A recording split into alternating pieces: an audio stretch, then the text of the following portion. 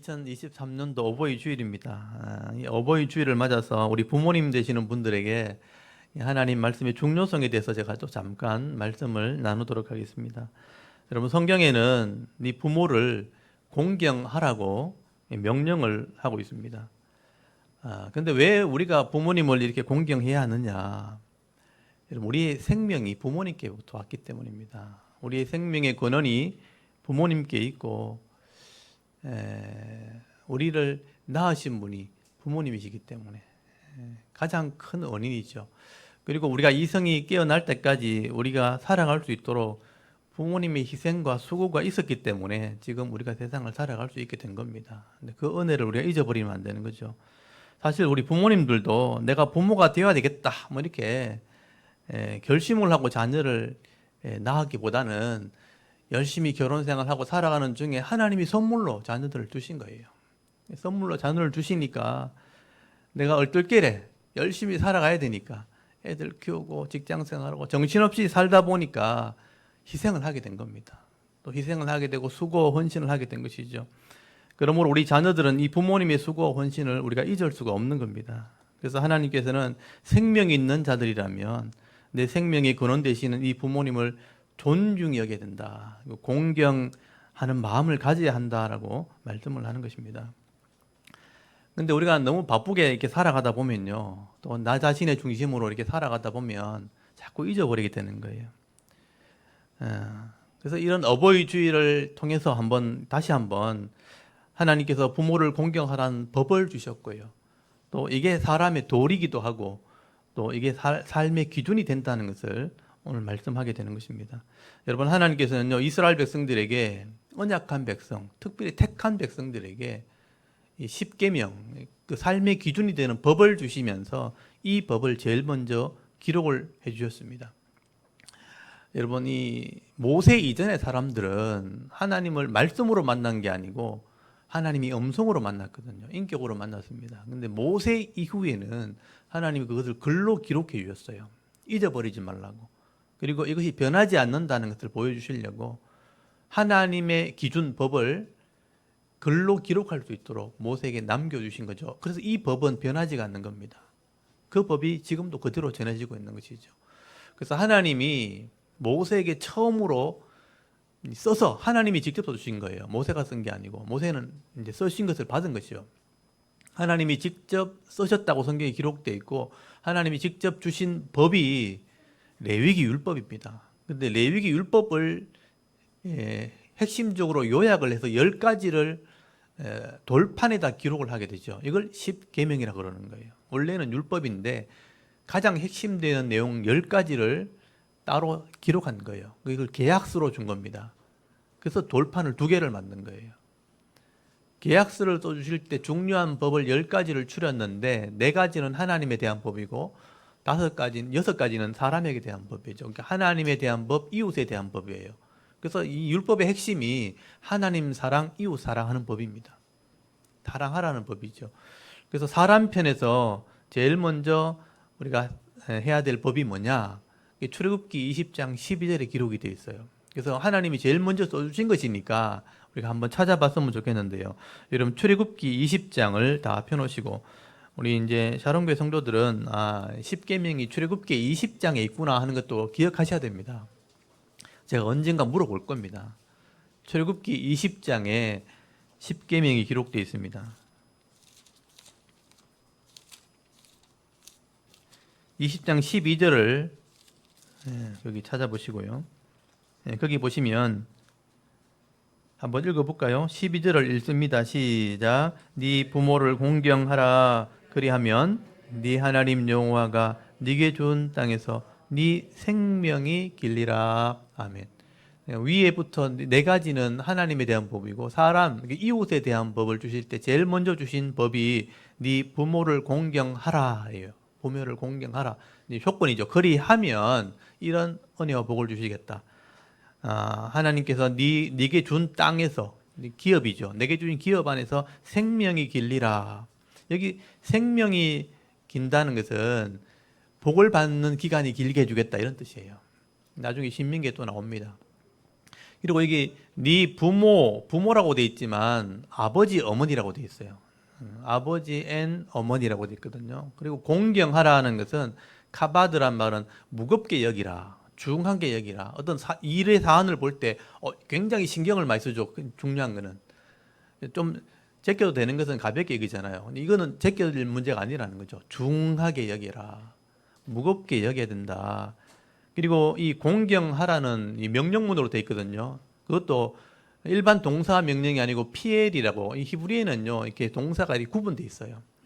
그러니까 일반 동사가 있고 수동태가 있고 강조형이 있고 이렇게 되거든요. 이거는 PL 명령문으로, PL이라는 것은 강조형입니다. 강조 명령문. 그러니까 반드시, 절대적으로 이런 게 포함된 거예요.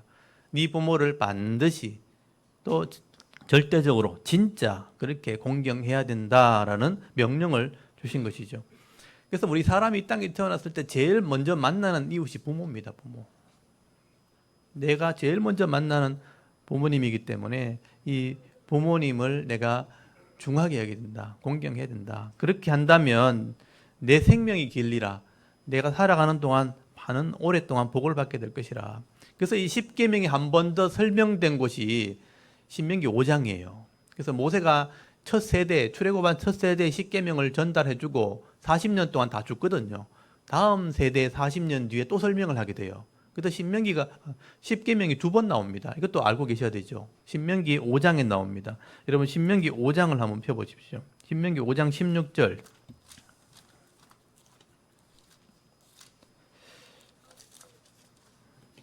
십계명이 성경에 똑같은 내용이 두 번 기록되어 있는데 이 신명기 5장의 십계명은 모세가 두 번째 설명하는 것이기 때문에 내용이 조금 더 추가되어 있습니다. 그 내용이 좀 다른데 뭐가 다른지 한번 비교해 보시기 바랍니다. 여기 5장 16절 같이 한번 읽어볼까요? 시작. 너는 네 하나님 여호와께서 명령한 대로 네 부모를 공경하라. 그리하면 네 하나님 여호와가 네게 준 땅에서 네 생명이 길고 복을 누리리라. 아멘. 뭐가 다른지 보이세요? 앞에 한 구절이 추가되어 있죠. 명령대로, 하나님께서 주신 명령대로 받았는 거니까, 다음 세대니까 명령대로 내 부모를 공경하라. 이건 똑같죠. 근데 그리하면 여기 또 한 개 달라졌죠. 생명이 길리란데 그 뒤에 뭐가 붙었습니까? 복을 누리리라. 이 설명이 된 거예요. 생명이 길다는 것은 복을 누린다는 것이다. 오랫동안 재앙을 받는 게 아니고 고통을 당하는 게 아니고 복을 누리게 될 것이다 라고 추가를 설명해 놓은 거예요. 그래서 이 부모를 공경하는 것은 가장 이웃을 사랑하는 기본이 되는 법이다. 첫 번째 법이다라고 주신 겁니다. 이렇게 해야 다른 것도 할 수 있는 겁니다. 그리고 반대로 신명기 27장 16절에 보면 부모를 경홀히 여기면 어떻게 되는가? 경홀히 여기는 자는 저주를 받을 것이라 할 것이요 모든 백성은 아멘 할지어다. 경홀히 여긴다는 말은 반대로 가볍게 여긴다는 뜻이에요. 카바트, 공경한다는 건 무겁게 여긴다는 뜻이고, 만약에 부모의 어떤 은혜와 사랑을 가볍게 여겨버리고 함부로 살아간다면 저주를 받는다. 이 저주란 뜻은 묶여진다는 뜻이에요. 어디에 묶인다, 꼼짝하지 못한다, 일이 안 된다, 이런 의미죠. 뭘 해도 묶인다. 오늘 집사님 기도할 때 가정이 풀어지게 해달라 이렇게 됐거든요. 그게 풀어지는 것은 은혜와 복이 임한다는 것이고, 묶여진다는 것은 복이 임하지 않는다는 뜻이에요. 그래서 부모에게 또 사랑을 경홀히 여기게 되면 하는 일들마다 묶여지게 될 것이다. 잘 안 되게 될 것이다. 이런 뜻입니다. 그래서 이 사람에게 가장 근본이 되는 이 법을 지키지 않는다면 결국 뭘 해도 힘들다는 거죠. 그리고 신약에 가면 예수님께서도 마태복음 15장 4절에 보면 바리새인들을 책망하면서 이 말씀을 인용을 하게 돼요. 마태복음 15장 4절에는 이렇게 되어 있습니다. 하나님이 이르셨으되 네 부모를 공경하라 하시고 또 아버지나 어머니를 비방하는 자는 반드시 죽임을 당할 것이라 하셨거늘. 반드시 죽임을 당하리라 라고 강조를 하고 있어요. 성경에 저주를 받는다 이렇게 되는데 예수님께서는 부모를 비방하는 자, 비방한다는 것은 욕하고 이렇게 대들고 저주한다는 뜻이거든요. 이것은 한번 이렇게 하는 게 아니고 그렇게 인격적으로 살아가는 삶을 얘기하는 거예요. 그렇게 산다면 반드시 죽임을 당하게 될 것이라고 강조를 하고 있는 거죠. 여러분, 이렇게 하나님께서 우리 인간들에게 주신 이 기본 법이 바로 부모를 공경하는 게 첫 번째 법이라는 겁니다. 그러므로 우리 자녀들은요, 하나님의 법대로 이 부모를 공경하는 마음을 가져야 되는 거죠. 그래야 하나님 말씀에 기록되어진 이 약속된 복을 받게 되는 겁니다. 이 법을 알고 지켜야지만 그 법대로 복을 받게 되는 겁니다. 근데 우리가 이 법을 모르는 게 아닌데 살아가다 보면 우리의 생각과 부모님의 생각이 차이가 날 때가 있죠. 어릴 때는 잘 몰라요. 근데 이성이 좀 깨어나고 내 삶을 살다 보면 생각이 차이가 생겨요. 그러면 서로 분쟁이 생길 때가 있습니다. 마음의 상처를 받기도 하고요. 또 불편한 마음이 생기게 되는 거죠. 그래서 원래 마음은 그렇지 않은데 그런 불편한 마음들이 그 원래 사랑을 자꾸 덮어버리는 거죠. 그래서 자꾸 잃어버리게 되는 겁니다. 다음에 내가 얘기해야지, 다음에 풀어야지 하는데 또 바쁘게 살다 보면 또 잊어버리고, 처음 공경하는 이 마음들을 자꾸 잃어버리는 인생이 되는 게 우리 인생인 거예요, 어떻게 보면. 또 정확하게 얘기하면 원래 마음은 있는데 이런 불편한 마음들이 자꾸 그걸 덮고 있는 거죠. 덮고 있으니까 잃어버린 채 그냥 살아가는 것입니다. 혹시 이런 부모에 대한 사랑이라 또 이웃에 대한 사랑이라 이런 공경의 마음들 우리가 잃어버렸다면 여러분 회복하시면 되는 거예요. 여러분 이 순수한 마음들이 회복되는 은혜가 있습니다. 성경에는 분명히 그렇게 기록을 하고 있죠. 그래서 여러분 오늘 말씀을 듣는 중에 이런 잃어버린 이런 마음들이 회복되는 은혜가 있기를 바랍니다. 여러분 다윗이 자기 마음이 잘못되었을 때 내 마음을 좀 고쳐달라고 기도하는 내용이 나옵니다. 여러분 시편 51편 10절 말씀에 보시면 하나님이여 그래놓고 내 속에 정한 마음 깨끗한 마음을 좀 창조해 주시고 내 안에 정직한 영을 새롭게 하소서 고쳐주소서라고 기도하는 내용이 나옵니다. 다윗이 범죄했을 때 음란의 죄를 지었잖아요. 상상도 못하는 죄를 다윗이 지었단 말이에요. 다윗도 자기가 그렇게 될 줄 몰랐어요. 그렇게 살아본 적이 없으니까. 그러니까 마음에 자기 본인이 상처가 되는 거죠. 그래서 하나님 내 속에 정한 마음, 좀 깨끗한 마음을 창조해 주십시오. 창세기에 보면 태초에 하나님이 천지를 창조하셨다고 돼 있잖아요. 그 창조라는 단어를 똑같이 씁니다. 내 마음에 정한 마음, 깨끗한 마음을 창조해 주시고 내 안에 정직한 영을 좀 새롭게 해주십시오. 고쳐주십시오라고 기도하는 내용이 나옵니다. 여러분 이 말은요, 이 마음이란 영역은 하나님께서 만드셨기 때문에 늘 새롭게 할 수 있다는 겁니다. 여러분 시편 147편 3절에 보면요, 하나님께서는 상심한 자들, 상심이란 게 뭐냐면 상한 상자의 마음 심자는요, 마음이 상한 자를 고치신다고 되어 있어요. 또 그들의 상처를 싸매시는도다라고 기록이 되어 있어요. 하나님 마음을 만드셨기 때문에 하나님이 상처 입은 마음을 고치실 수 있다는 거예요. 라파라고 돼요. 라파. 여러분 라파라는 말 들어보죠? 라파엘 들어보셨습니까? 고치시는 하나님. 상한 마음을 고치시고 그 상처를 싸매 주신다라고 말씀하는 거예요. 마음을 만드신 분이 상처 입은 영혼을 늘 고치시고 또 강하게 하시기도 하고 연단하시기도 하는 거예요. 풀무가 금과 은을 연단하듯이 하나님은 사람의 마음을 단련하신다. 강하게 만드시는 분도 하나님이에요. 저도 옛날에는요, 마음이 굉장히 약했어요. 그래서 사람 옆에 있으면 얼굴도 못 찾아봤어요. 부끄러워가지고. 앞에 나오는 건 상상도 못했어요. 입을 못 대가지고. 근데 지금은 많이 담대해진 겁니다. 강해진 겁니다. 그래서 사람들 앞에서 또 말도 지금 하잖아요. 그러니까 하나님이 단련을 시키는 거예요. 마음을 단련시키기도 하고 또 상처 입은 것은 고치시기도 하고 이렇게 하시는 거죠. 여러분 이 어버이 주일을 맞아서 오늘 이 말씀을 통해서 하나님께서 우리에게 주시는 이 명령이라는 것이 어떤 것인가? 부모를 우리가 존중히 여기란 마음을 가지라는구나. 이 명령을 다시 한번 묵상하시고요. 또 하나님께서 원래 주셨던 이런 부모님에 대한 사랑, 부모님에 대한 이런 공경한 마음들이 좀 잘못되었다면 회복되는 은혜가 있기를 바랍니다. 그래서 하나님을 기쁘시게 하고 또 말씀에 기록되어진 복을 받아 누릴 수 있는 믿음 있는 하나님 백성들 다 되실 수 있기를 간절히 소원합니다.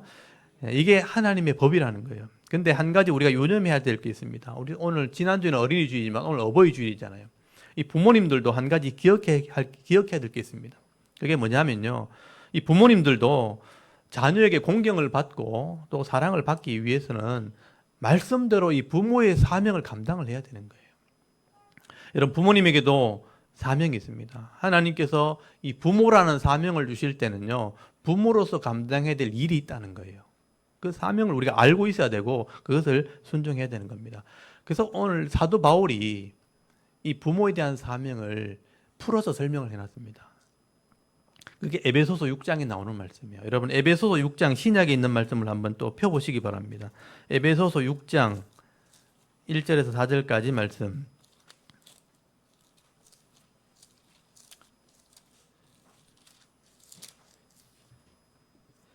에베소서는 교회론, 교회가 어떤 곳인가 하는 걸 설명하는 게 에베소서예요. 그 교회 안에 가정이 있는 거예요. 그래서 가정은 어떤 것인가 설명하면서 6장 1절에서 4절까지가 나온 겁니다. 여러분 6장 1절부터 4절까지를 같이 한 목소리를 한번 읽어보도록 하겠습니다. 시작. 자녀들아 주 안에서 너희 부모에게 순종하라. 이것이 옳으니라. 네의 아버지와 어머니를 공경하라. 이것은 약속이 있는 첫 계명이니 이로써 네가 잘 되고 땅에서 장수하리라. 또 아비들아 너희 자녀를 노엽게 하지 말고 오직 주의 교훈과 훈계로 양육하라. 아멘. 거기 1절부터 3절까지는 자녀에 대한 얘기죠. 부모에게 순종하는데 2절에 약속의 법이 이렇게 되어 있다. 부모를 공경하라. 그래서 거기 잘 되고 장수한다는 게 아까 그게 말씀에 대한 해석이죠. 잘 되고 장수한다. 근데 부모님 입장에서는 4절에 나오잖아요. 아비들아 이렇게 돼 있죠. 노엽게 하지 마라. 자녀를 마음 상하게 하지 마라. 그리고 이 자녀를 위해서 주의 교훈이잖아요. 주의 교훈과 훈계로 양육해야 된다. 이게 부모의 사명입니다.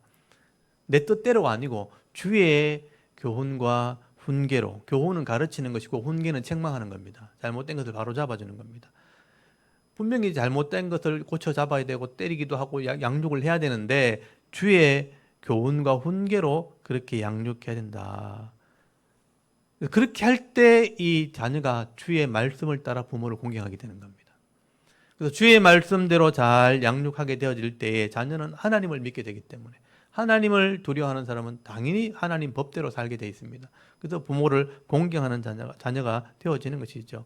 그래서 부모님이 먼저 자녀에게 말씀의 본이 되어야 되는 겁니다. 그리고 신앙의 본이 되어야 되는 겁니다. 그러므로 이 부모님이 신앙교육을 반드시 하되 말로만 하는 게 아니고요. 삶으로 해야 되는 겁니다. 몸으로 신앙교육을 해야 되는 것입니다. 우리가 신앙교육을 보여주는 겁니다. 신앙교육을 보여줄 때 자녀가 그런 삶을 살아가게 되는 겁니다. 여러분 아브라함이 믿음의 사람이잖아요. 아브라함이 믿음으로 하나님께 철저하게 순종했더니 이삭 같은 믿음의 아들이 나온 거예요. 삶을 따라가는 겁니다. 근데 야곱 같은 경우는 이삭의 아들이지만 욕심대로 살았습니다. 그 움켜진다는 뜻이잖아요. 욕심대로 고집을 부리면서 속이기도 하고 살아갔다는 거예요. 그러니까 그런 아들들이 나온 겁니다. 욕심 부리는 르우벤 같은 아들이 나와서 야곱의 아내를 취해버립니다. 자기 아내를 취하는 죄를 짓습니다. 시몬 같은 레위 같은 사람을 죽이는 일을 하는 사람이 나오게 된 거예요. 그러니까 야곱이 욕심 부리고 거짓을 속이고 하는 모습을 보여주니까 자녀들이 그것을 따라가게 되는 것입니다. 그러므로 우리 부모님의 이 정직함과 성실한 이 신앙의 삶이 먼저 있어야 되는 거예요. 그래야 자녀들이 공경을 하게 되는 겁니다. 그래서 여러분 유대인들은요 지금도 자녀들을 말씀으로 양육한다는 것을 굉장히 강조하고 있지만 그 이전에 부모가 먼저 본을 보입니다. 유대인들의 교육을 보면요 제가 그것을 많이 이렇게 연구하기도 하고 제가 그것을 닮아가려고 많이 애를 쓰는데요 자신이 먼저 하나님 앞에 신앙의 본을 보입니다. 철저하게 이 부모가 먼저 본을 보이게 되니까 자녀들이 그것을 따라가게 되는 겁니다. 그래서 제가 유대인들의 모습들을 제가 좀 준비를 했는데요. 한번 좀 보여드리도록 하겠습니다. 이 유대인들이 말씀을 읽는 모습이죠. 그러니까 어린이나이죠. 어른들이죠. 어른들이 자기가 본을 보입니다. 어른들이 성경 묵상집, 기도집이 항상 있거든요. 유대인들에게는 하루에 3번씩 늘 기도하는 습관이 있기 때문에 그래서 늘 말씀을 묵상하고 본을 보입니다. 어른들이 먼저 본을 보이는 거죠. 여기 통곡의 벽 앞에 가면 여기 통곡의 벽 앞에 가면 늘 기도하거든요. 기도하기 전에 이렇게 말씀을 손에 묻고 이마에 붙이고 토라를 들고 있죠. 이 모세오경입니다. 이 말씀을 내가 사랑한다는 의미에서 이렇게 말씀을 들고 있잖아요. 이걸 들고 기도하는 겁니다. 통곡의 벽에 가면 이렇게 어른들이 먼저 본을 보입니다. 말씀대로 기도하는 모습을 보여주는 겁니다. 그리고 이 6월절이 되면 가정 예배를 드리죠. 안식일마다 예배를 드리는데 이거는 이게 유대인 떡입니다. 떡. 이게 무교병, 맛없는 떡입니다.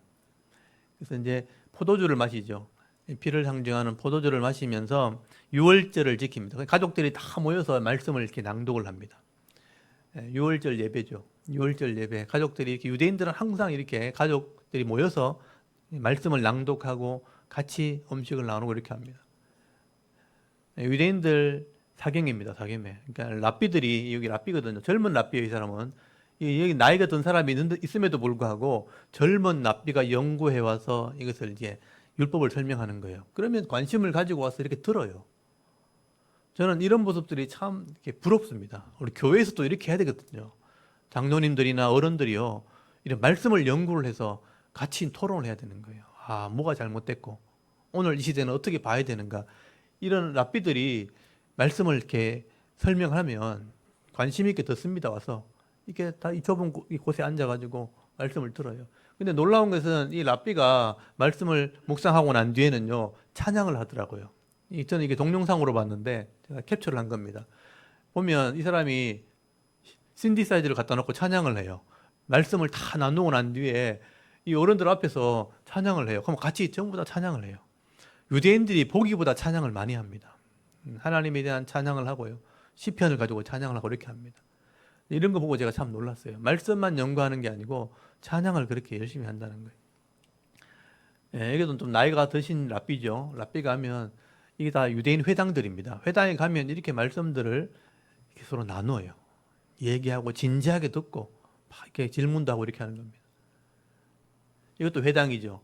회당에 가면 이렇게 묵상집이 있죠. 기도집과 묵상집이 있는데 이걸 펼쳐놓고 이렇게 읽어요. 묵상을 하고 기도를 하고. 그래서 유대인 회당에 가면 하나같이 다 이렇게 자기 성경을 가져와서 낭독을 합니다. 그리고 아까 보았던 이게 탈무드 꼽혀 있는 건데 탈무드죠. 모세오경을 실천하는 내용이죠. 그리고 탈무드를 우리가 유대인 지혜라 그러죠. 어떻게 살아야 되는지를 막 쏘는 거예요. 이 말씀은 이렇게 살아라는 얘기다 하고 쏘는 건데 그걸 읽는 거예요. 가운데 토라가 있고 양쪽 가에 이제 탈무드를 써놨거든요. 이 사람들이 이걸 읽고 본인이 깨달아서 자녀들에게 가르쳐 주는 거예요. 삶으로 보여주는 겁니다. 그래서 이 유대인들은요, 자기들이 먼저 본을 보내는 거죠. 어른들이 먼저 말씀을 읽고 깨닫고 삶을 살면서 자녀들에게 내가 살아보니까 이렇게 복을 받겠더라 하고 가르쳐 주는 거예요. 그냥 네가 잘 되려면 네가 잘해야지 이렇게 하는 게 아니에요. 본을 보이는 겁니다. 이게 부모님의 모습이 되는 거죠. 이게 우리가 유대인들한테 배워야 되는 내용들입니다. 그래서 여러분, 이런 유대인들의 이 모습을 보면서 우리가 어버이 주를 맞아서 우리 장년들이 좀 자신의 삶을 좀 돌아보셔야 됩니다. 우리가 먼저 본을 보이기 위해서는 성경을 알고 있어야 돼요. 그래서 66권의 성경 정도는 우리가 알고 있어야 된다. 그래서 제가 지난주에 설명을 드렸잖아요. 66권의 성경을 알려면 구약을 먼저 이해해야 되고요. 구약 전체를 알고 있어야 됩니다. 구약을 알려면 모세오경을 이해하고 있어야 되고, 모세오경을 이해하려면 레위기를 훤히 꿰뚫고 있어야 됩니다. 머릿속에 다 정리를 하고 있어야 돼요. 그것이 이렇게 실천되어졌던 역사가 있는 거니까 오늘도 이렇게 해야 된다는 해석을 하게 되는 거예요. 그래서 제가 이 말씀을 정리하고 이해를 하고 제가 믿게 되면서 우리 성도님들에게도 좀 제가 아는 것만큼 좀 가르쳐야 되겠다. 제가 이제 좀 결심을 했습니다. 그래서 우리 지난주에는 아이들에게 3가지 과제를 주었다면 오늘 어른들에게, 장년들에게 똑같은 과제를 제가 드리려고 합니다. 성경 목록을 다 외우셔야 됩니다. 66권의 이 성경 목록 정도는 우리가 주일학교 어릴 때부터 다니신 분들은 다 아시는데요. 중간에 예수 믿으신 분이라든지 또 늦게 교회에 오신 분들은 목록을 잘 못 외울 수 있어요. 그래서 이 성경 목록을 외우십시오. 그래야 성경을 이해하실 수 있습니다. 아, 성경이 구약이 이렇게 있고 신약이 이렇게 있구나. 그래서 오바자서 찾으라 그러는데 막 신약 막 찾고 있고, 막 나중에 디도서 이렇게 얘기하면 구약 막 찾고 이러면 안 되잖아요. 아, 이거는 구약이 있구나, 이건 신약이 있구나, 이 정도는 알고 계셔야 됩니다. 그래서 성경 목록 정도는 외우셔야 된다. 그래서 제가 성경 목록을 다시 한 번 더 보여드리겠습니다. 여기 이제 성경 전체의 핵심이죠. 좀 이따 제가 설명을 드릴 것입니다. 성경 목록, 우리 성경 목록 우리 한번 또 불러볼까요? 우리 어른들도 모르시는 분들이 있어요. 그래서 제가 한번 같이 한번 불러보기를 원합니다. 자꾸 불러봐야 익숙해지니까 우리 성경 목록 한 번만 또 불러보도록 하겠습니다.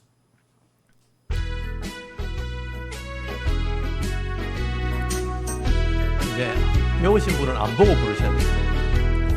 창세기 출애굽기 레위기 민수기 신명기 여호수아 사사기 룻기 사무엘 상하 열왕기 상하 역대 상하 에스라 느헤미야 에스라 욥기 시편 잠언 전도서 아가 이사야 예레미야 에가 에스 다니엘 호세아 요엘 아모스 오바다 요 미가 나움 하박 스바냐 하게 스가랴 마테 마가 누가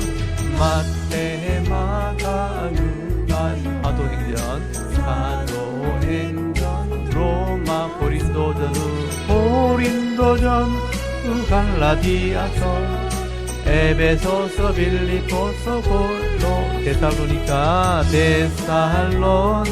전후서 디모데 전후 디도서 빌레몬 이브리야 보고 베드로 전후 요한 1,2,3 유다서 요한 구약 39권에다 신약 27권으로 성경은 66권이라. 아멘. 요거 다 외우셔야 됩니다. 그래서 만약에 다니엘 호세아 다니엘 호세 다니엘 다음이 뭐죠? 다니엘 다음이 뭐라고요? 아모스, 오바댜, 요나, 미가, 나움, 하박국, 스바냐, 다음에 학개, 스가랴, 말라기. 이렇게 중간중간에 해도 외울 정도로 이렇게 하셔야 됩니다. 하다 보면 조금 헷갈릴 수 있죠. 그래서 이제 처음부터 노래로 한번 잘 익숙해지시고, 이 성경 66권의 목록을 다 외웠다면 이제 레위기 전체의 제목을 다 외우셔야 됩니다. 자, 다음 장 넘겨주시면 이걸 다 외우셔야 됩니다. 레위기는 1장부터 10장까지 제사 제도가 기록되어 있다. 그래서 이 제사 제도는 오늘날 예배 원리다 하는 거예요. 예배, 이게 중요한 겁니다. 번제, 소제, 화목제, 속죄제, 속건제가 예배의 원리를 설명하는 거예요. 이걸 알고 예배를 드려야 바른 예배를 드릴 수 있습니다. 그리고 11장부터 나온 삶의 규례, 이걸 삶의 규례를 알아야 건강도 지킬 수 있고 또 사람들 간에 화목하게 지낼 수 있는 법을 배우게 되는 겁니다. 그래서 이 큰 음식 규례, 이 자기 건강에 대한 음식을 구분하는 법이고요. 산모의 정결 규례, 생명의 소중함을 얘기하는 거고, 그다음에 나병의 진찰법과 나병의 정결 규례는 죄의 중요성, 죄가 얼마나 무서운가 하는 것을 가르쳐주는 법이에요. 그래서 나병을 직접 보셔야 돼요, 여러분. 나병 걸린 환자를 보면요, 죄가 얼마나 무서운지를 알게 되는 겁니다. 전염성과 또 죄의 반복되는, 사람 몸에 이렇게 들어오면 결국 작은 것이 결국 내 몸을 망가뜨려서 죽게 만드는, 그게 죄의 속성이거든요. 그게 나병을 통해서 설명하는 것이고요. 그다음에 성병에 대한 중요성, 성병의 규례에 대해서, 이 성병이 문란하게 살게 되면 이런 병이 온다는 것을 설명하고 있는 거예요. 그래서 이런 병을 고칠 수 있다는 것도 설명하는 거예요. 그 다음에 16장 대속죄일, 죄를 1년에 한 번 반드시 회개해야 된다는 원리예요. 17장 피에 대한 규례, 피반이 죄를 값을 지불할 수 있는 법을 주신 거예요. 그래서 구약에는 짐승의 피를 들었고 신약에는 예수의 피가 우리 죄를 속할 수 있게 된 거예요. 법대로 했다는 거예요. 그 다음에 18장 19장이 윤리입니다. 성윤리를 지켜야 되고 사회윤리를 지켜야 되는 겁니다. 이게 무너지면 다 무너지는 거예요. 그래서 세상에는 이제 물질을 가지고 이걸 이제 무너뜨리고 있거든요. 이게 물질을 얻은 것 때문에 이걸 무너지게 만들면 자기 스스로를 무너뜨리는 건데 그걸 모르고 있는 거예요, 사람들이. 다 무너지는 겁니다. 그래서 이 윤리를 지켜야 된다, 기준이 있어야 된다 하는 걸 설명한 게 레위기 율법이에요. 그 다음에 20장 반드시 죽일 죄, 하나님 버리는 죄와 우상을 섬기는 죄, 그리고 음란의 죄를 말합니다. 그러니까 하나님 버리면 결국 망한다는 얘기를 하고 있는 거예요. 21장, 22장은 지도자, 제사장에 대한 규례, 23장은 백성 전체 시간에 대한 거, 절기에 대한 규례, 24장은 성소, 교회를 섬기는 규칙, 또 25장은 안식년과 희년, 종말에 대한 겁니다. 그리고 쉼과 종말에 대한 것이고 26장이 축복과 저주, 이때까지 내용을 잘 지키면 어떤 복을 받게 되는가, 어떤 저주가 임하게 되는가, 이것도 알고 있어야 되는 거예요.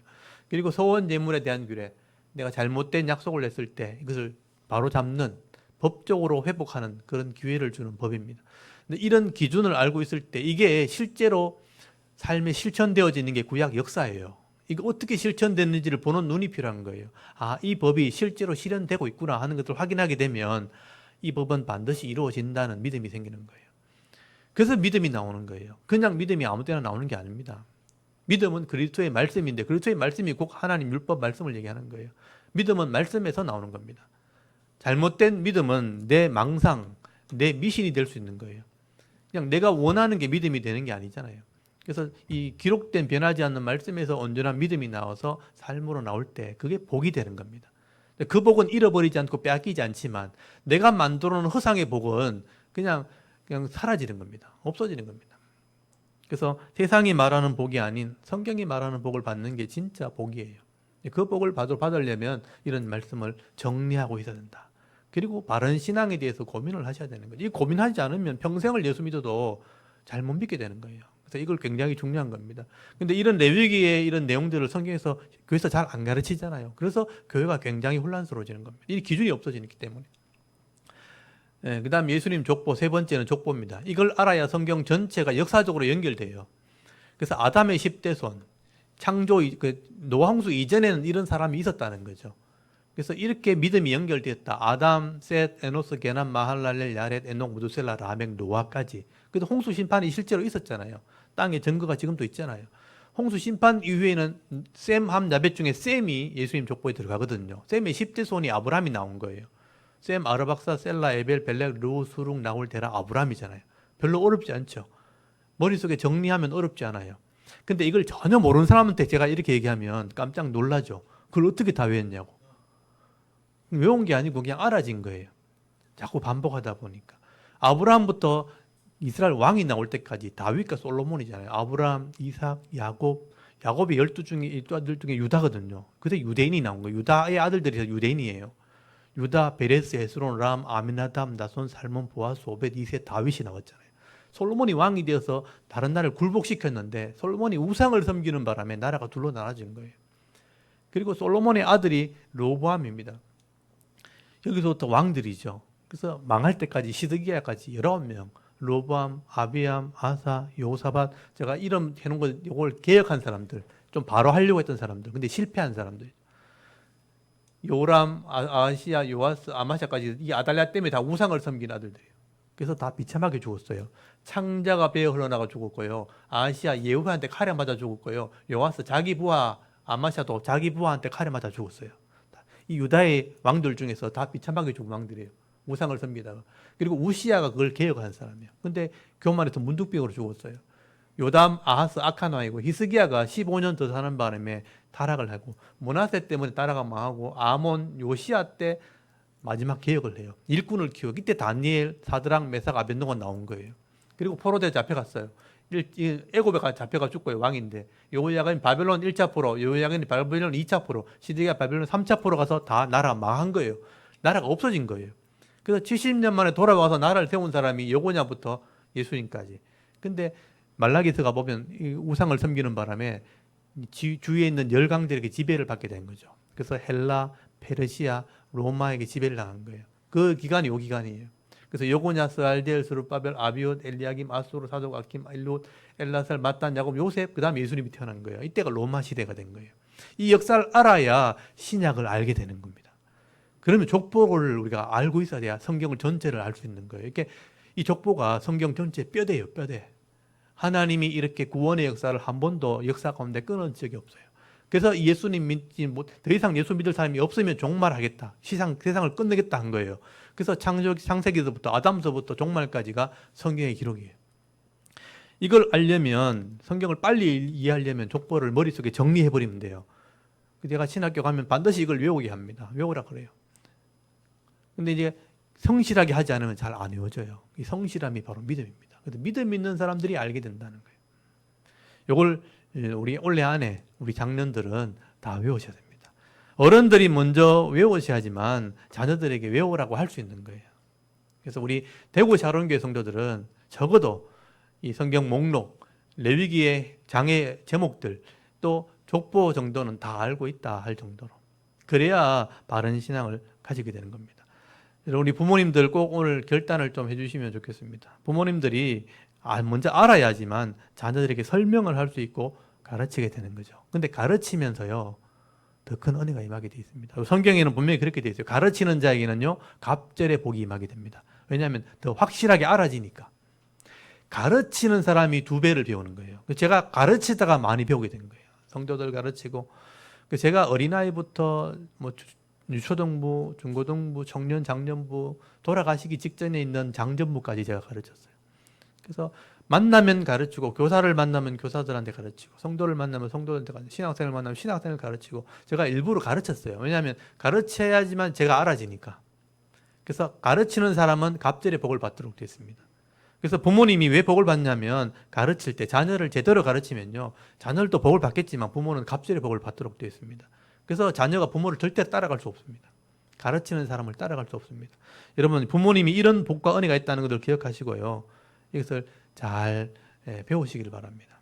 여러분이 먼저 배우셔서 가르치게 될 때 여러분이 이 복이 자연스럽게 자녀들에게 넘어가도록 되어 있는 것입니다. 그래서 오늘 3가지 꼭 외우십시오. 성경 목록과 노래 부르시면서 제가 이제 카톡으로 올려드리겠습니다. 어린이용, 어른용 따로 올려드릴 테니까 들어가면서 외우시고요. 레위기 장별 제목 1장부터 10장까지 제사제도, 11장부터 27장까지는 어떤 내용 쫙 외우십시오. 15장 하면 성률에 대한 규례, 그 다음에 17장 하면 피에 대한 규례. 제가 지나가면서 막 물어볼 겁니다. 그래서 다 외우십시오. 이게 머릿속에 정리된 사람만이 자연스럽게 답이 나옵니다. 그렇게 답이 나오면 나중에 성경을 볼 때 성경이 보여지기 시작하는 것입니다. 제가 우리 대구 샤론교회 성도들한테는 다른 부담을 별로 안 드리잖아요. 예배 드리고 다른 기관이나 봉사 기관을 제가 만들지 않았잖아요. 다른 부담은 안 드리지만 성경에 대한 부담은 좀 드리고 싶습니다. 이거는 배우셔야 됩니다. 배우셔서 자연스럽게 여러분 은사를 따라 섬기면 돼요. 물질인 사람은 물질로, 건강이 있으면 건강으로, 재능인 사람은 재능으로 섬기면 그게 진짜 복이 되는 거예요. 하나님 주시기 때문에 내가 남들보다 잘하니까 이걸 섬기는 거, 그게 은사입니다. 은사. 근데 은사가 없는데, 준비가 안 됐는데 억지로 시키니까 이게 다 짐이 돼버리는 거죠. 교회 성도들이요, 늘 힘들어하는 걸 제가 느껴요. 교회가 너무 힘들다는 거예요. 교회 행복해야 되고 자연스러워야 되는데 짐이 돼 있으니까, 그러니까 준비되지 않은 사람이 하려고 하니까 이 틀을 만들어 놓고 다 이렇게 씌우니까 힘든 거예요. 자연스럽게 되는 게 좋습니다. 그래서 저는 우리 교회는 그냥 될 때까지 그냥 놔둡니다. 그러면 자연스럽게 될 때까지. 그래야 다 행복하다. 그게 제 신념입니다. 제가 그랬고 성도님들 그렇게 되길 바라는 것입니다. 그래서 제가 수시로 이제 물어보면 여러분 잘 대답하시고 같이 연구하면서 함께 성장했으면 좋겠습니다. 그래서 우리 성도님들, 작년이든 주일학교 학생들이든 이 레위기 율법을 잘 이해하시고 이 족보들도 잘 이렇게 암송하셔서 여러분 말씀대로 깨달아지고 실천되어지는 그런 은혜가 있기를 바랍니다. 성경 전체를 이해해야 여러분 성경을 바로 알아야 바른 믿음이 생기고요. 그 바른 믿음이 있어야 바른 은혜와 복도 누리게 되어 있는 겁니다. 여러분 성경대로 내가 하지 않으면서 내가 성경에 있는 복을 달라고 하는 건 웃기는 거잖아요. 성경에 있는 대로 믿지도 않으면서 행하지도 않으면서 하나님께 그 복을 달라고 하는 것은 하나님에 대해서 잘못한 거예요. 하나님 응답하실 수도 없는 겁니다. 그러므로 이 땅에서 정말 복을 받기를 원하시는 분들은 먼저 말씀대로 믿고 말씀대로 순종하는 삶을 사셔야 되는 겁니다. 그래서 오늘 저와 여러분이 이 교회에서 또 가정에서 이 하나님 말씀을 잘 배우고 깨달아 순종할 때 정말 이 시대에 하나님이 원하시는 그런 가정이 되시고요. 또 세상 사람들이 부러워하는 그런 가족들이 되시고 또 하나님께서 기뻐하시는 그런 가정과 교회가 되어질 수 있기를 주의 이름으로 축원합니다. 아멘. 부모님들에게 주시는 제가 오늘 우리의 말씀입니다. 그리고 오늘 이 시편의 말씀도 중요하기 때문에 우리 읽었던 우리 본문으로 또 잠깐 은혜를 나누겠습니다. 우리 잠깐만 나눌 테니까 조금 집중하시고요. 우리가 함께 읽은 이 시편 8편에 있는 이 말씀을 통해서 하나님 주시는 은혜를 우리 잠깐 나누도록 하겠습니다. 여러분 이 시편 8편을 한번 보시면요. 이 시편 8편은 다윗의 신앙 고백적인 찬양이 기록이 되어 있습니다. 여기 시의 제목을 먼저 한번 보십시오. 시의 제목을 보시면요. 다윗의 시라고 되어 있고 인도자를 따라 깃딧에 맞춘 노래라고 기록이 되어 있는데요. 이 깃딧이라는 것은 사실 정확한 뜻이 알려져 있지 않습니다. 근데 대부분의 학자들은 악기의 종류 중에 하나일 것이다 라고 추정을 합니다. 이 깃딧이란 말이 가드란 말, 이 블레셋 땅에서 온 거예요. 그래서 블레셋 사람들이 사용하는 악기 중에 하나일 것이다. 또 행진곡에 사용하는 그런 악기일 것이다. 아니면 또 거문고라고 이렇게 주장하시는 분도 있습니다. 어쨌든 이 시편 8편은 다윗이 악기에 맞추어서 불렀던 찬송이에요. 이스라엘이 불렀던 찬송 중에 하나입니다. 그리고 특별히 이 시편 8편은요. 다윗이 개인적으로 묵상하는 중에 하나님께서 우리의 창조주가 되신다는 것을 노래한 거예요. 그러니까 이 스케일이 굉장히 큽니다. 짧은 시인데 우리가 보통 하나님이라 그러면 우리를 구원하신, 영혼을 구원하신 하나님, 또는 우리 인생을 다스리시고 우리를 심판하시는 하나님, 그렇게 생각하지만 오늘 본문의 다윗은요, 여호와 하나님이 우리의 모든 이 존재들을 창조하신 분이라, 창조주 하나님이라, 모든 것의 근원이 되시는 분이라는 것을 노래를 하게 됩니다. 여러분, 이 다윗은 어릴 때부터 들판에서 자랐잖아요. 목동으로, 목자로 자랐던 겁니다. 그래서 산으로 들로 뛰어다니면서 자연 속에서 하나님을 체험을 했다는 겁니다. 낮에 이 양들과 들판을 다니면서 뜨거운 태양이 내리쬐을 때 온 자연들이 그 태양 아래 자라는 것을 눈으로 봤을 것이고요. 또 밤이 되면 밤하늘을 이렇게 쳐다보면 달빛과 수많은 별들을 바라보면서 넓은 우주를 보면서 하나님의 이 세계를 묵상했을 것입니다. 그리고 인생 가운데 살아가면서 사람들이 하는 위대한 일들, 놀라운 일들을 보면서 하나님께서 사람들에게 이런 사명들을 주셨구나, 소명을 주셨구나 하는 것을 깨닫게 된 것이죠. 그래서 다윗은 이것을 깊이 묵상하는 중에 이 창조주 하나님의 능력을 노래하게 된 것입니다. 여러분 1절 한번 보십시오. 여호와 우리 주여라고 시작하죠. 여호와라는 게 하나님의 이름입니다. 근데 지금 제가 히브리서를 넣었는데 깨졌지 않았나요, 혹시나? 그럼 깨졌지 싶은데 그건 다음에 제가 보여드릴게요. 여호와라는 게 하나님의 이름이에요. 여호와. 근데 보통 우리는 여호와라고 그러는데 그때 히브리서를 기록할 때, 히브리어를 기록할 때 자음만 기록하고 모음을 기록하지 않았어요. 그러니까 읽을 수가 없는 거예요. 이렇게 자음이 기록되어 있는데 이게 읽을 발음이 안 되는 거예요. 그래서 왜 이렇게 했냐면 이 사람들이 하나님의 이름을 쓸 때는 막 굉장히 이렇게 두려움으로 썼단 말이에요. 그래서 아예 발음을 하지 않은 겁니다. 그래서 모음규를 다 뺀 거예요. 그래서 이걸 연구하다 보니까 아도니아, 이렇게 주님이라는 그 아도니아라는 발음을 빼가지고 여호와에 갖다 붙이니까 정상적인 발음은 아닌 거죠. 그게 여호와라는 단어예요. 근데 원래는 야훼가 맞다고 주장하는 거죠. 야훼라는 단어를 들어보셨을 거예요. 막 여호와를 원래대로 읽으면 야훼로 읽어야 된다라고 학자들이 이제 주장한 거예요. 근데 이걸 야훼로 부르시는 분도 있습니다. 그래서 여호와는 우리에게 익숙해져 있기 때문에 그냥 여호와라고 하시면 되고, 이게 좀 정상대로 원래대로 발음을 하고 싶다면 야훼라고 하시면 돼요. 여호와 하나님, 야훼 하나님 똑같은 겁니다. 자음은 똑같은데 발음이 좀 다른 거예요. 그래서 다윗은 여호와의 이름을 부르는 거죠. 여호와 우리 주여, 주의 이름이 온 땅에 어찌 그리 아름다운지요, 주의 영광이 하늘을 덮었나이다 하면서 노래를 시작합니다. 이 세상을 바라보면서 다윗이 노래한 겁니다. 하나님께서 만드신 이 자연 속에 하나님의 이름이 가득하다는 거예요.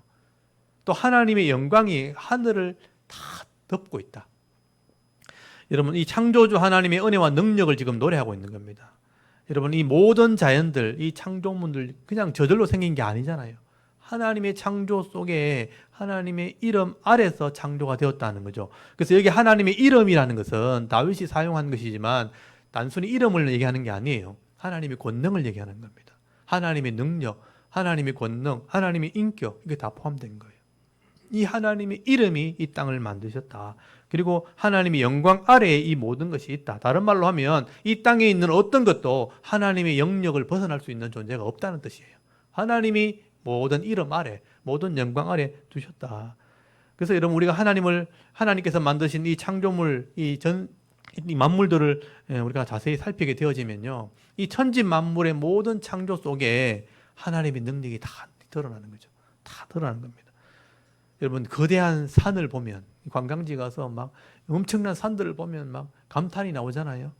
폭풍이 몰아치는 그 넓은 바다, 이 대양들을 보면 우리가 할 말을 잊어버립니다. 또 약동하는 이런 움직이는 동물들, 식물들, 생물들을 보면요, 그 속에 하나님의 이 창조의 솜씨와 능력들이 다 드러나고 그 안에 가득하다는 거예요. 그래서 여러분, 이 신약에 가면 사도 바울이 이 하나님의 이 창조의 능력을 고백을 하게 됩니다. 똑같은 설명을 하게 되는데 이거는 한번 찾아봤으면 좋겠습니다. 여러분, 로마서라는 성경 1장을 한번 찾아보십시오. 로마서 1장. 사도행전 다음에 나오는 로마서 1장을 한번 찾아보십시오. 거기 보시면요, 이 바울이 하나님의 이 창조의 능력이 만물에 다 드러난다 하는 고백을 하게 됩니다. 1장 19절 20절을 한번 읽어볼까요?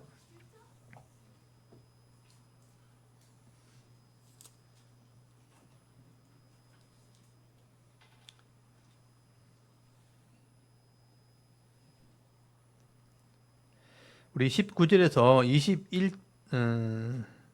20절까지 19절 20절을 같이 한번 읽어보도록 하겠습니다.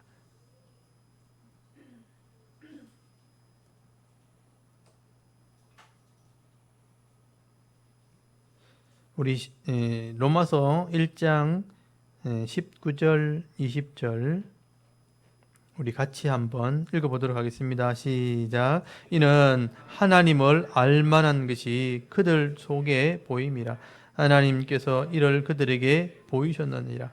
창조로부터 그의 보이지 아니하는 것들 곧 그의 영원하신 능력과 신성이 그가 만드신 만물에 분명히 보여 알려졌나니 그러므로 그들이 핑계하지 못할지니라. 아멘. 여기 보시면 하나님께서 이 땅을 만드실 때 그 안에 하나님의 창조의 거기 능력과 신성이라고 기록되어 있죠. 이 신성이 뭐냐면 신의 성품을 얘기하는 거예요. 신의 성품을 그 안에 다 넣었다. 그래서 모든 만물에 분명히 그것을 알리셨다, 알려져 있다라고 기록을 하고 있는 것이죠. 그래서 하나님께서 사람이든 짐승이든 이 식물이든 어떤 창조물이든 간에 하나님의 능력과 신성이 그 안에 다 들었다는 거예요. 그것을 연구해 보면 그것이 드러난다는 것입니다. 그래서 여러분, 사람의 몸도 우리가 볼 때는 그냥 아무것도 아닌 것 같죠. 근데 사람의 몸 안에 엄청난 능력이 들었는 거예요. 사람의 손에 이렇게 모든 피부에 세포 하나에도 하나님의 신성이 들어 있습니다. 제가 세포를 하나 그림으로, 이게 여호와 이름입니다. 야훼. 한번 보십시오. 손에 세포에 보면 이 세포는 눈으로 보이지 않아요. 현미경으로, 전자현미경으로 봐야 보입니다. 이 세포가 이 손 안에 있는 세포 하나가 이런 모양을 가지고 있어요. 이 안에 이렇게 대구 시내보다 더 복잡해요. 복잡하게 되어 있습니다. 이런 복잡한 구조로 이루어져 있고 이 세포 안에 이런 핵이 하나 들었어요. 이 핵 안에 유전자 정보가 들어있고 유전자 정보 안에 여러분의 모든 데이터가 이 안에 기록이 있어요. 이게 눈에 보이지 않을 정도로 작은 거예요. 그 세포가 피부에 갈 것은 피부에 가고, 뼈에 갈 것은 뼈에 가고, 머리에 갈 것은 머리 가고, 머리카락에 갈 것은 머리카락 가고, 이 데이터의 정보에 따라서 이 음식을 먹으면 세포가 만들어지면서 그게 다 가는 거예요. 근데 이게 손이 그냥 만들어진 게 아니고 이런 하나님의 신성이 이 안에 들었는 거예요. 연구를 해보면 연구해 볼수록 이 안에 우주가 들었는 거예요. 그러니까 사람 이 세포 하나에도 엄청난 하나님의 신성이 들어있는 겁니다. 그리고 이 만드는 만물, 천지 만물은 말할 것도 없고 우주로만 나가도요. 여러분, 이 다음 한 장 넘겨주시면 이 밖으로 나가면 이게 우주의 한 부분이죠. 이게 태양계입니다. 태양계. 태양계라는 게 뭐냐면 태양을 중심으로 도는 행성이죠. 태양 중심으로 수금, 지화, 목토, 천해명이죠. 그게 도는 게 태양계예요. 이게 태양계이고 요만한 거예요. 근데 이게 더 큰 게 은하계라는 거예요. 은하계. 이 은하계가 밖에 수없이 있는 거죠. 이게 조그마한 게 여기 은하계예요. 이 은하계 안에 태양계가 들었거든요. 태양계가 수없이 많아서 은하계가 되고, 은하계가 수없이 많아지면 이런 모습이 되는 거예요. 이런 모습이 되는 거예요. 근데 이게 수천 개가 또 있는 거예요. 이 지구가, 이제 우주가. 그러니까 이게 가늠이 안 될 정도로 많은 게 우주입니다. 이게 하나님의 창조의 세계예요. 이 지구 안에는 말할 것도 없고요. 그 중에 티끌만도 못한 게 지구인데, 이런 언하계 이 별의 군단 안에 보면 이런 티끌부터 못한 게 지구인데 지구 안에도 엄청난 게 지금 들은 거예요. 이게 하나님의 신성이에요. 신성. 하나님의 능력과 신성. 우리가 조금만 생각을 해봐도 이게 엄청난 하나님의 놀라운 능력과 신성이 이 안에 들었다는 것을 알 수 있게 되는데, 다윗이 그것을 노래하고 있는 것입니다. 하다못해 들판에 있는 풀 하나도요, 다 그게 약효가 있고 효능이 있는 거예요. 우리가 무식해서 몰라서 그래요. 이름이 있고 효능이 다 있는 겁니다. 그러니까 세상에 있는 어떤 것도 하나님의 은혜와 신성이 없는 게 없다는 것이죠. 이걸 제대로 알고 깨닫는 게 은혜고, 그것이 우리의 믿음이 되는 겁니다. 그래서 오늘 8편 2절 한번 보십시오. 오늘 다윗이 노래한 시편 8편 2절에 보시면요, 하나님께서 이런 창조의 능력을 부인하는 자들을 책망하신다고 말씀을 해요. 여러분 2절에 보니까 주의 대적으로 말미암아 어린 아이들과 젖먹이들의 입으로 권능을 세우시며 이는 원수들과 보복자들을 잠잠하게 하려 하십니다. 이렇게 말하죠. 여기 주의 대적들, 원수들, 보복자들이 뭐냐면 하나님 능력을 인정하지 않는 자들이에요. 하나님의 이 신성을 부인하는 사람들. 하나님이 이 땅의 창조주가 되시고 주인 되심을 부인하는 자들이에요. 그래서 이런 사람들 하나님께서 책망하는 겁니다. 여러분, 이런 사람들이 하나님의 주권을 인정하지 않고 하나님의 이 주인 되심을 인정하지 않으니까 이 땅의 것은 자기 거라고 생각하는 거죠. 자기가 인생의 주인이고 자기가 만물의 주인이라고 생각하니까 교만하게 이 땅을 살아가는 사람들입니다. 그래서 하나님께서 이런 사람들에게 하나님의 창조주가 된다는 걸 드러내시는데, 어떻게 드러내냐면요, 가장 연약한 자를 통해서 드러낸다는 거예요. 그래서 여기 어린아이나 젖먹이의 입을 통해서 하나님 권능을 세운단 말이 뭐냐면요, 말도 제대로 못하고 표현도 못하는 그런 아이들을 통해서 하나님의 이름을 높인다는 거예요. 이런 연약한 자를 통해서 하나님이 살아계심을 세우게 될 때, 드러나게 될 때 그들은 부끄러워서 아무 말도 못하게 될 것이다. 입을 잠잠하게 할 거다. 그렇게 말씀하시는 것입니다. 다윗은 이런 시적인 표현을 통해서 하나님께서 모든 사람들에게 찬양을 받으시고 높임을 받으시기를 원한다는 것을 지금 말씀을 하게 되는 겁니다. 여러분 3절에 보시면요, 다윗이 깨달은 진리를 말씀을 하게 됩니다. 주의 손가락으로 만드신 주의 하늘과 주께서 베풀어 두신 달과 별들을 내가 본다고 돼 있죠. 이 들판에서 다니면서 밤하늘의 별들, 이 우주를 바라보면서 이 우주에 비하면 내 인생이라는 것은 티끌만도 못하는 거예요. 그런데 이런 티끌만도 못하는 이런 사람에게 하나님의 능력과 영광을 부어주셨다는 겁니다. 이게 하나님의 은혜죠. 4절 한번 보십시오. 사람이 무엇이기에, 여러분이 이름을 집어넣으면 돼요. 내가 무엇이기에 주께서 그를 생각하시며 인자가 무엇이기에 그를 돌보시나이까. 그를 하나님보다 조금 못하게 하시고 영화와 존귀로 관을 씌우셨나이다 라고 고백을 하게 되는 겁니다. 여러분, 이 사람이라는 게 에노쉬라는 단어인데요, 이게 약하다, 병들다 이런 뜻이에요. 그리고 인자란 말이 아담의 아들, 벤 아담이거든요. 아담이 흙이란 뜻이에요. 흙의 아들, 흙에서 나온 자들 이런 뜻이에요. 그러니까 하나님 보실 때 정말 티끌 같고 병들고 또 연약한 존재, 이제 먼지 같은 그런 존재인데 사람이 너무 귀하게 여기시고 관을 씌우셨다. 그 세밀하게 다스린다는 거죠. 다윗이 볼 때 그냥 훅 불어버리면 날아가 버리고 또 죽으면 그냥 흙으로 돌아가 버리는 아무것도 아닌 존재 같은데, 하나님이 사람이 무엇이기에 그걸 생각하시고, 또 인자, 이 흙의 아들들이 무엇이기에 그들을 돌보십니까? 라고 노래를 하는 거죠. 근데 하나님께서 이 사람을요, 존귀하게 여긴다는 거예요. 하나님의 창조물 중에 무엇보다도 이 티끌보다 못한 사람을 존중히 여기신다. 그래서 이 사람이라는 존재 자체가 하나님의 특별한 은혜라는 것입니다. 그래서 하나님께서는 이 사람들을 만드실 때 만물과 좀 다르게 만들으셨죠. 사람을 하나님보다 조금 못하게 만드셨다는 게 뭐냐면요, 인격으로 만들었다는 거예요. 하나님보다는 조금 못하게 만드시고 영화와 존귀로 관을 씌우셨다.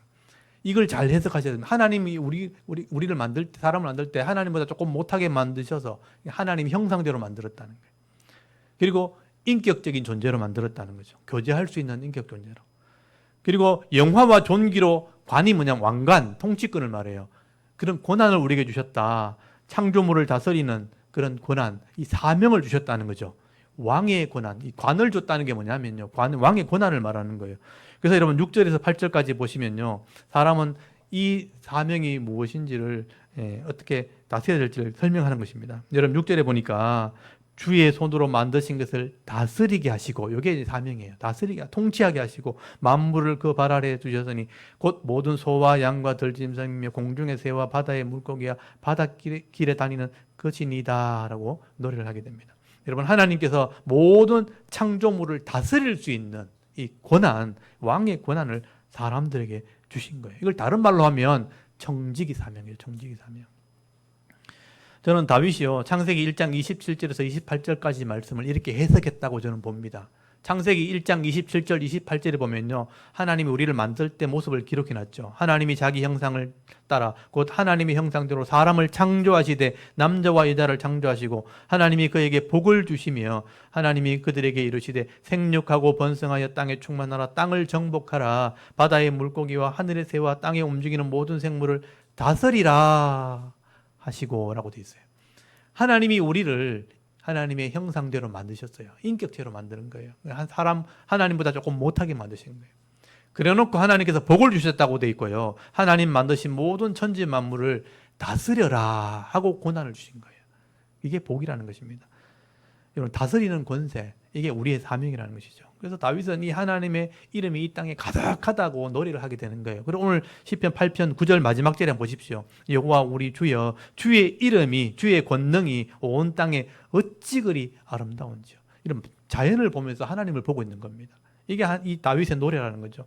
여러분, 다윗은요, 하나님의 이런 말씀을 통해서 하나님께서 우리를 얼마나 존귀 여기시고 우리를 사랑하셨는지, 또 우리에게 어떤 사명을 주셨는지, 그 사명이 얼마나 귀한지를 우리에게 지금 노래하고 있는 것입니다.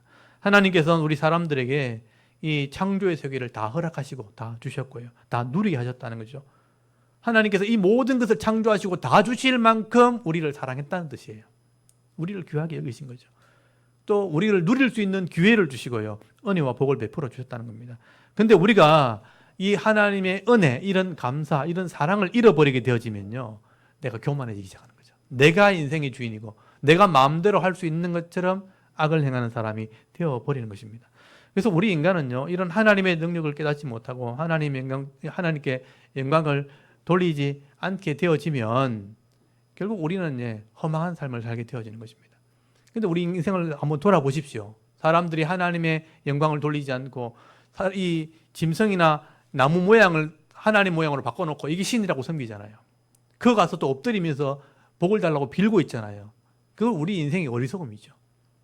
하나님의 형상을 짐승의 모양으로 바꿔놓고 짐승 동물의 모양을 만들어놓고 자기가 가서 엎드리고 기도하고 있는 게 인간이에요. 이게 허무함이라는 겁니다.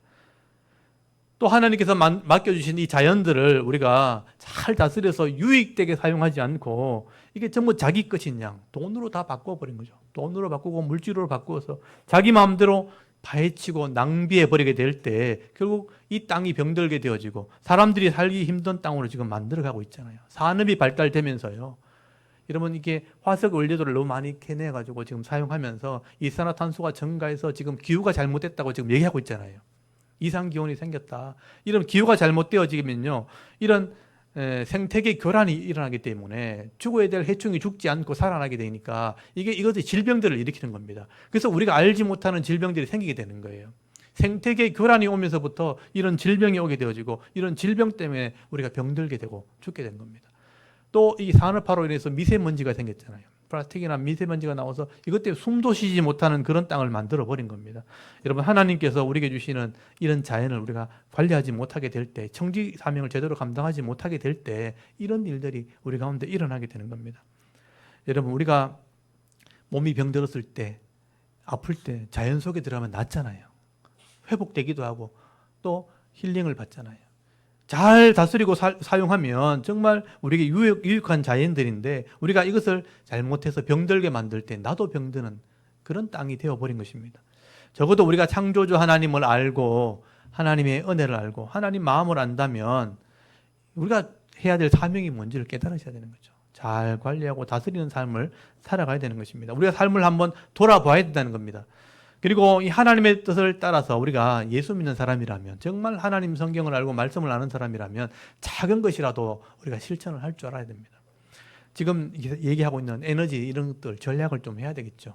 더 빨리 나빠지지 않도록 플라스틱이나 비닐 사용을 좀 자제해야 되겠죠. 그런 것도 앞장서야 되는 겁니다. 환경 호르몬, 화학 물질들이 더 이상 나오지 않도록 일회용품 이런 것 사용을 줄이는 것이 맞는 거죠. 이런 일에 우리가 앞장서야 됩니다. 그리고 하나님께서 창조하신 이 세상을 우리가 좀 보면서 하나님을 만날 수 있기를 바랍니다. 그런 여유를 좀 가지셔야 돼요. 이 땅에 하나님 만드신 창조물들을 보면서 다니시면서 하나님의 이름을 높이고 하나님을 찬송하는 삶을 살아야 되는 것입니다. 우리가 정신없이 앞만 보고 우리가 달려가지 말고요. 하나님께서 만드신 이 세상을 좀 바라보면서 하나님의 이름을 높여드리는 그런 은혜가 있기를 바랍니다. 그래야 하나님도 우리에게 은혜 베풀어 주실 거 아니에요. 하나님을 높여드려야 하나님이 우리를 그 믿음을 보시고 은혜를 베풀어 주시는 것입니다. 오늘도 우리가 다윗이 이렇게 노래했던 것처럼 우리의 삶을 다시 한번 돌아볼 수 있는 은혜가 있기를 바랍니다. 우리가 바쁘게 살아가는 삶 가운데 좀 걸음을 이렇게 멈추시고 하나님께서 만드신 이 자연들, 이 만물들을 바라보시면서 하나님을 찬송하시고요. 또 내가 어떤 삶을 살아야 될 것인가, 남은 생에 내가 어떤 사명을 감당해야 될 것인가 묵상하는 중에 하나님을 좀 기쁘시게 하는 삶을 살아갈 수 있는 저와 여러분의 이런 영적인 삶의 모습이 되실 수 있기를 주의 이름으로 축원합니다. 아멘. 우리 잠깐 기도드리겠습니다. 하나님, 오늘도 하나님을 예배하게 하시고 또 이렇게